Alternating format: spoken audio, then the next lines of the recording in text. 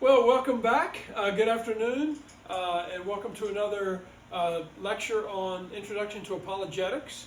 We're looking at the topic of postmodernism, and in these next few lectures, we're looking at life in a pre-modern world. In the last lecture, 17, we looked at Greco-Roman life, a little bit about their culture, and now we're going to be looking at life in a pre-modern world, Greco-Roman philosophy.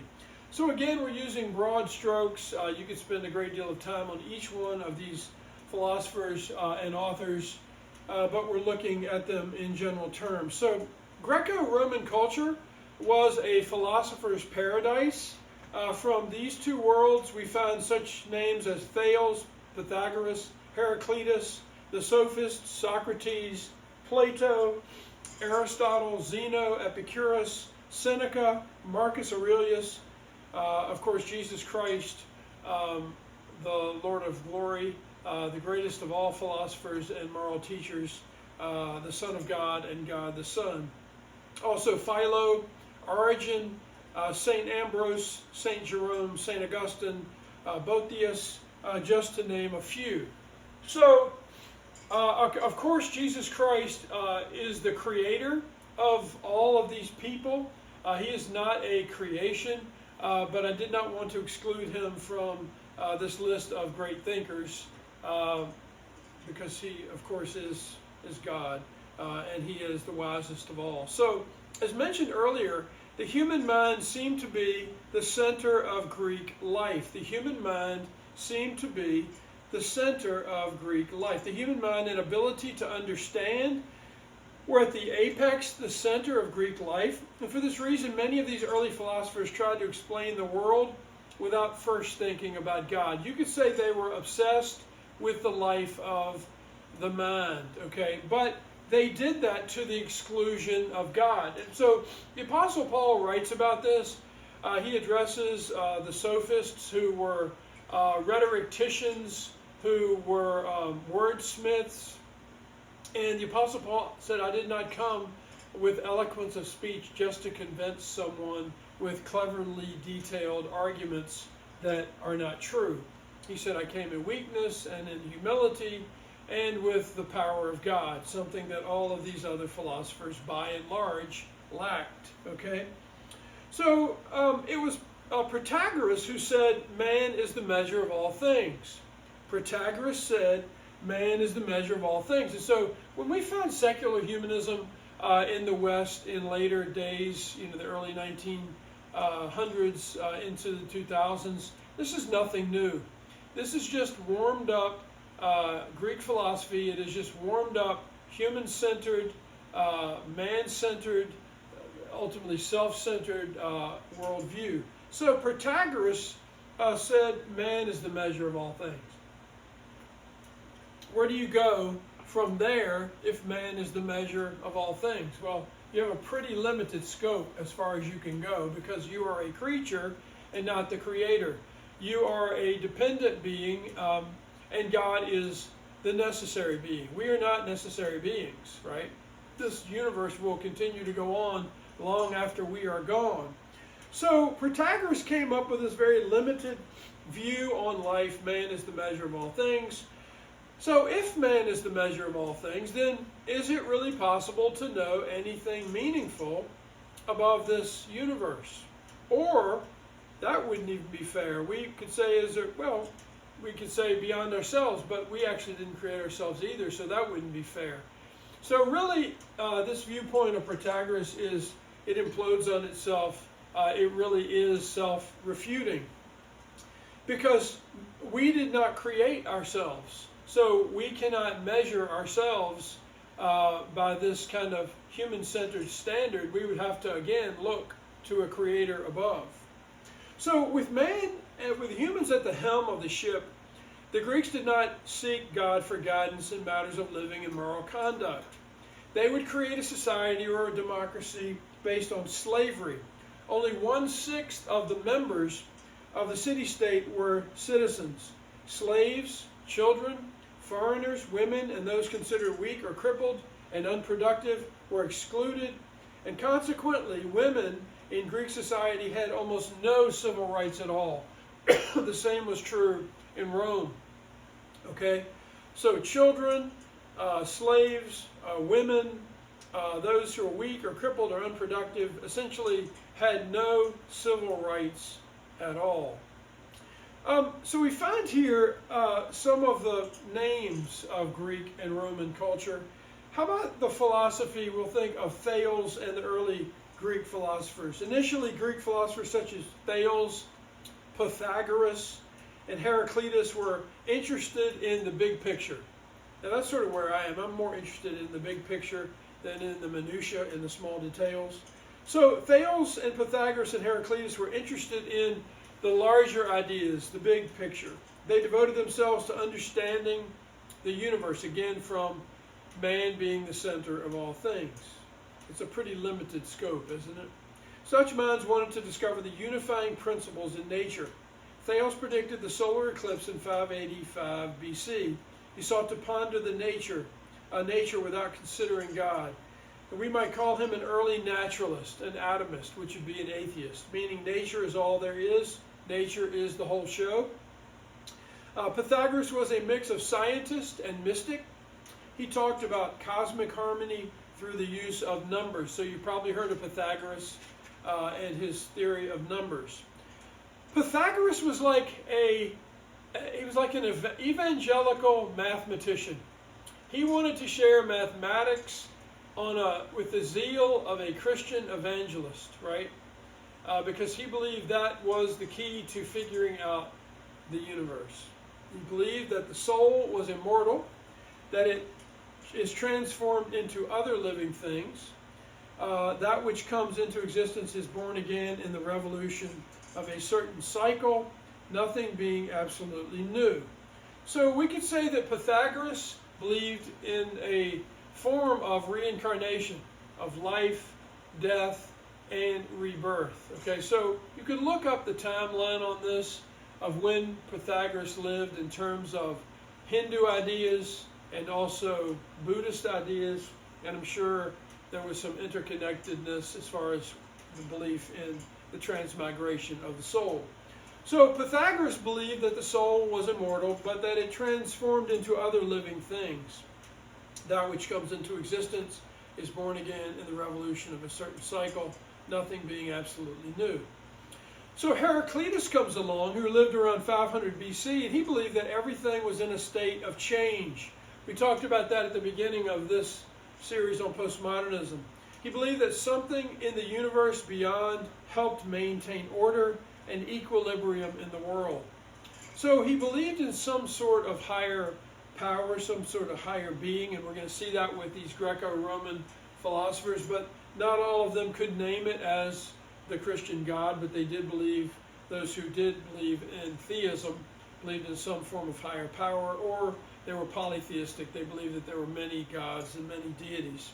Pythagoras, by religious standards, would be considered a pantheist, one who believes the universe is God.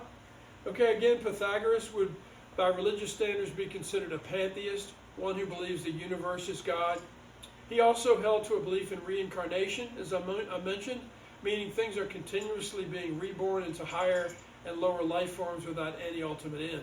Now, this whole idea of pantheism, of God being in everything, and that the universe is ultimately God, it's called absolute monism. It's a Hindu concept that there's this impersonal force that everything is absorbed back into, but you don't know it. It doesn't know you. And it's very similar to, we could say, the late Carl Sagan, who taught at Cornell. And essentially, Sagan used a Trinitarian formula for the universe. He said the cosmos is all that ever basically was and is and will be.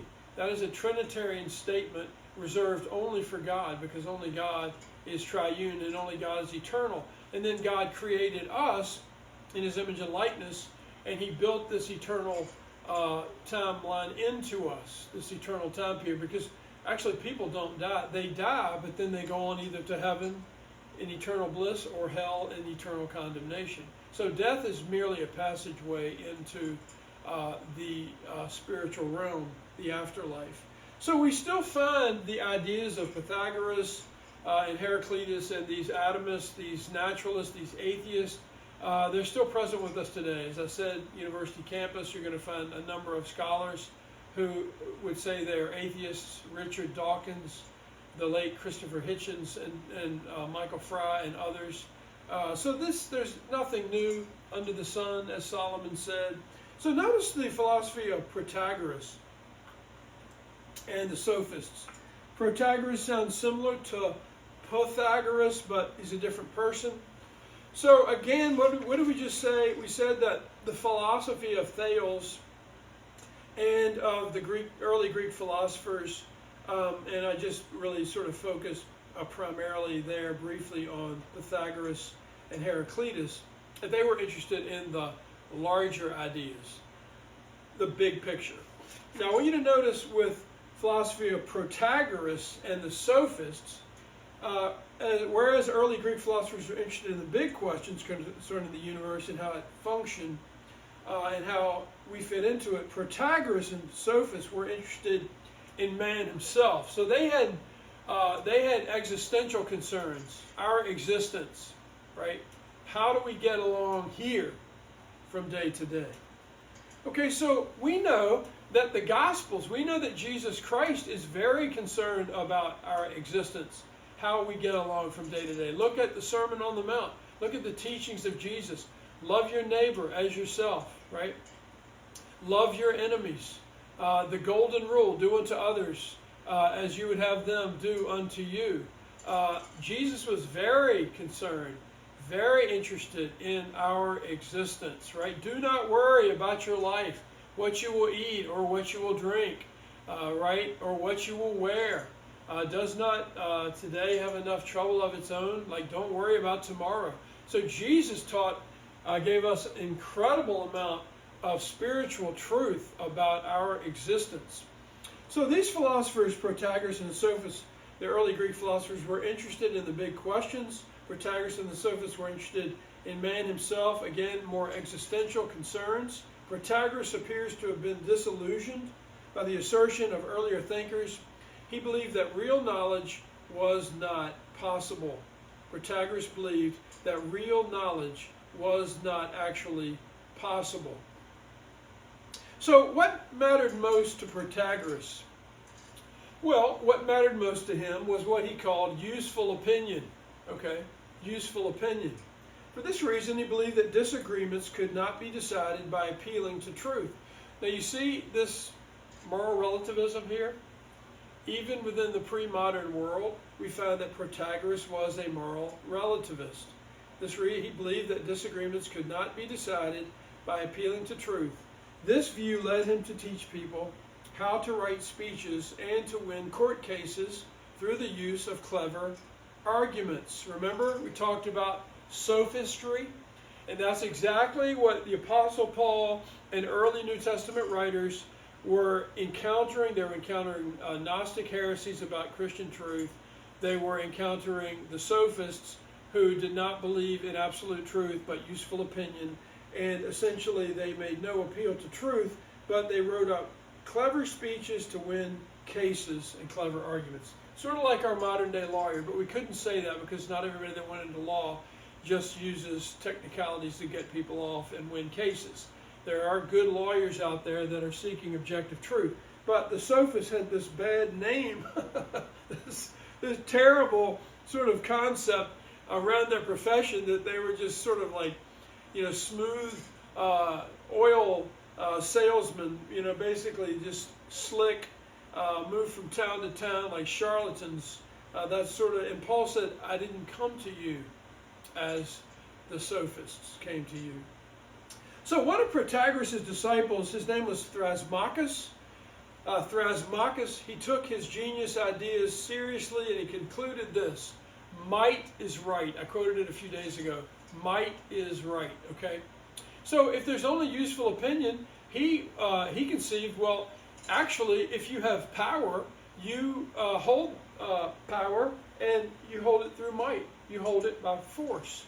And that's exactly what we've seen with the dictatorships over the years, with Joseph Stalin, and with Adolf Hitler, and Pol Pot, and Mao Zedong, and so many others. Might is right.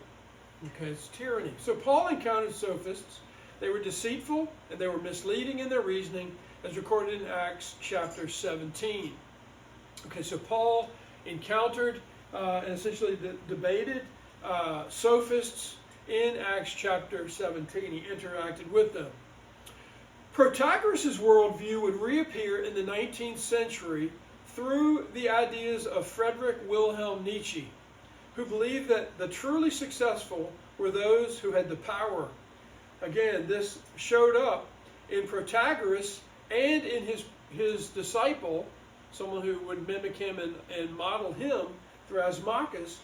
And Thrasymachus' and Protagoras' worldview, again, remember what we said, there's nothing new. You go back and look at Friedrich Nietzsche, these ideas did not emerge with him, they did not come forth from him, they came forth from Protagoras and the sophists, and probably they got those ideas from someone before them. There's nothing new under the sun. If you read C.S. Lewis, you will find, even though it is not necessarily bookmarked, I've read through some of Aristotle's work, and I thought, this sounds like C.S. Lewis. Of course, Aristotle was many years before C.S. Lewis. So everyone gets their ideas from someone else. Okay, so Friedrich Nietzsche believed that the truly successful were those who had the power, the supermen, and the will to use it. Those who had the power and the will to use it. Nietzsche's ideas fueled Hitler with his warped view of absolute power, taken to extreme limits, and removed the absolute moral law that God established in nature. Okay, so in the case with the Stalinists, they became God. The state became God. I said this before. I spent time in Soviet Russia, and for all intents and purposes, they tried to make the church an afterthought, and they did everything they could, created wedding palaces to keep couples from getting married in churches, and marrying them in these atheistic wedding palaces. In the school systems, they took away the teaching that God created the universe in 6 literal days and replaced it with the silly theory of Darwinian evolution that has no scientific basis. So we find this is nothing new throughout history. Atheists, humanists have come and gone. The Word of God and the nature of God are like an anvil, as one historian said, that has worn out many hammers.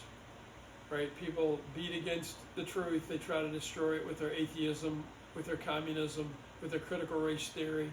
And the Word of God, the triune God, the people of God, we are still here, and we will still be here, because God is creating a kingdom, His kingdom, and His kingdom will have no end. And He's going to recreate all of this into the glorious liberty of, and include the sons of God. We read all about it in Romans chapter 8 and beyond. So if you want more encouragement on that, read through the book of Romans, particularly chapter 8. So we'll go one more section, the philosophy of Socrates, and then we'll stop there, and then we will go on to our next lecture. So notice the philosophy of Socrates. Socrates was a bird of another feather, if you will. He lived from 470 to 399 BC. And from what we know of him, he did not dress well. He went around barefoot. He was a southerner at heart, because you can't walk around barefoot in the north. It's just too cold. Socrates never wrote anything down. And if it were not for his faithful student, and you probably have heard of his most glamorous student, if you will, Plato. If it were not for Plato, we would know very little about the thoughtful perspective of Socrates. Socrates said something we've probably all heard: the unexamined life is not worth living. The unexamined life is not worth living. Some thought that he was a sophist, but he was, in fact, their worst nightmare. So Socrates was not a sophist, right? He said the unexamined life is not worth living. He regularly engaged in debate in the marketplace. And Socrates had a specific interest in ethics and morality. And unlike the early thinkers in Greece, he sought to discover the just, the true, and the good. For Socrates, philosophy was not a profession as it was for the sophist, but rather an integral part of one's existence. Okay? So for Socrates, philosophy was not a profession as it was for the wordsmiths, the sophists. But for Socrates, it was an integral part. Philosophy was an integral part of his own existence. In Socrates' ethical system, the reason people sinned was due to the lack of knowledge, which in his view was a virtue. Okay, so he said people do the wrong thing because they have a lack of knowledge. Well, that is partly true, but it does fail to fit what we find in Scripture, that all have sinned and fallen short of the glory of God. The reason from the Christian truth that we sin is because we have a sin nature, right?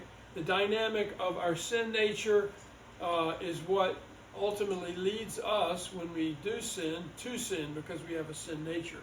So it's not merely, from the theological Christian perspective, it's not merely a lack of knowledge. So Socrates believed people sin because they have a lack of knowledge. So the main cause of evil, Socrates believed, was ignorance. In the Christian worldview, again, people sin because their nature is fallen and bound by evil desire. So the way in which Socrates engaged his opponents was through question and answer. He was not cynical of the truth like the sophists had been. He believed it could be obtained through mental muscle and perseverance. The Athenians charged Socrates, however, with impiety.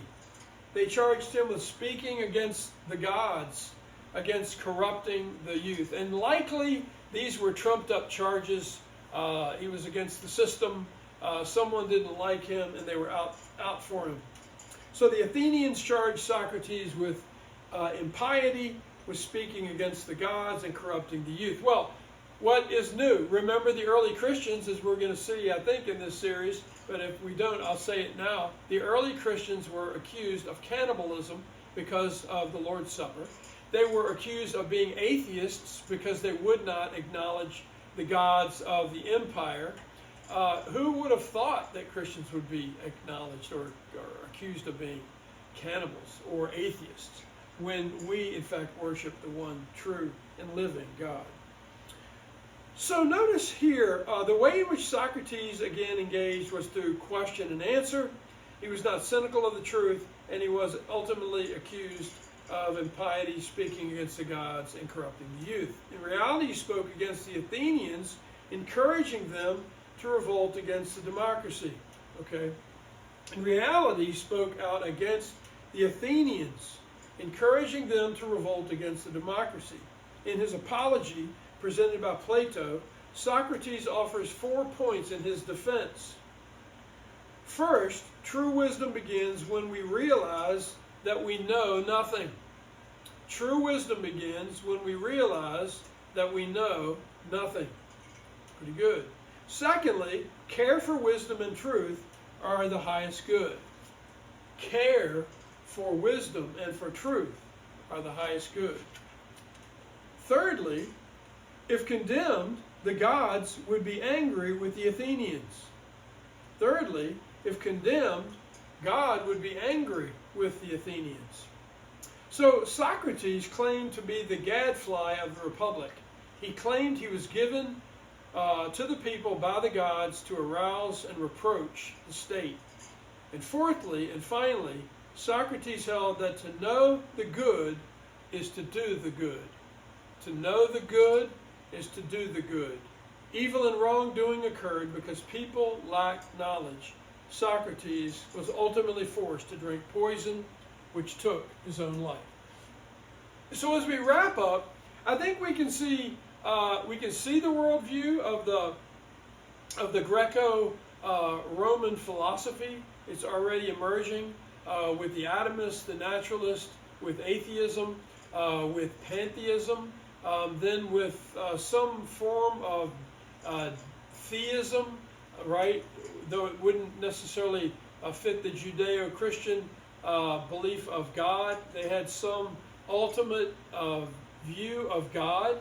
And as John 1 says, in the beginning was the Word, and the Word was with God, and the Word was God. So right there we know that the word is the Greek word logos, which means the reason behind the universe, the ultimate defining principle behind the universe. So the Greeks would have understood when John used the logos to mean the unifying principle, and that's what these early Greek philosophers were looking for. It also it was a distinct term for God himself, so that the Jews would know that Jesus himself was equal to the I Am, Yahweh. Okay, so we will pick up in our next lecture with the philosophy of Plato. So until next time, God bless you, and we'll look forward to seeing you then. Take care.